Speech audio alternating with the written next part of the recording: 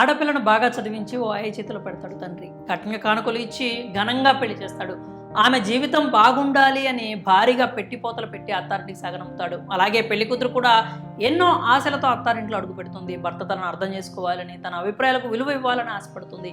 అత్తమామల అడుగుజాలలో నడుస్తూ మంచి కుటుంబాన్ని ఏర్పాటు చేసుకోవాలి అనుకుంటుంది. తన సంసారం చక్కగా సాగిపోవాలని భావిస్తుంది. ఇలాగే ఊహించుకొని మెట్టింటి అడుగుపెట్టింది జస్ప్రీత్ కౌర్ అనే నవ్వదు. కానీ అక్కడికి వెళ్ళాక ఆమె కలలు కలలుగా మారిపోయాయి.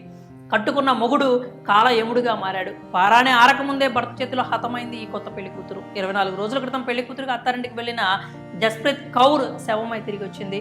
హృదయ విదారక ఘటన పంజాబ్లో చోటు చేసుకుంది. నవవధువుగా వెళ్లిన కూతురు శవమైందని తెలిసి ఆమె తల్లిదండ్రులు, బంధువులు షాక్కు గురయ్యారు. మరో 4 నెలల్లో ఉన్నత చదువుల నిమిత్తం కెనడా వెళ్లవలసిన నవవధువును ఆమె భర్త పొట్టన పెట్టుకున్నాడు.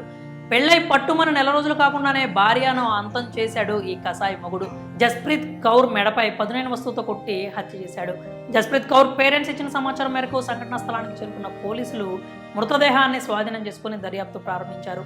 మృతుడి సోదరుడు అమృతపాల్ సింగ్, తండ్రి అజ్మీర్ సింగ్ తెలిపిన వివరాల ప్రకారం జస్ప్రీత్ కౌర్కు నారాయణపూర్ సోహియాన్ గ్రామానికి చెందిన వ్యక్తితో ఆగస్టు 25న వివాహం జరిగింది.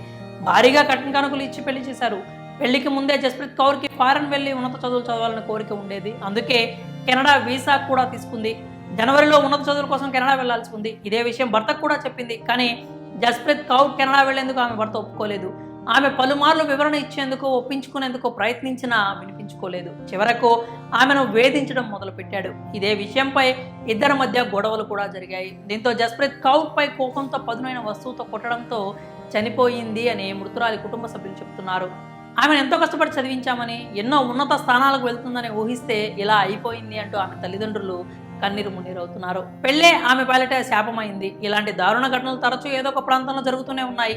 ఈ ఘటనపై మీ అభిప్రాయాలు ఏంటో కామెంట్స్ రూపంలో తెలియజేయండి.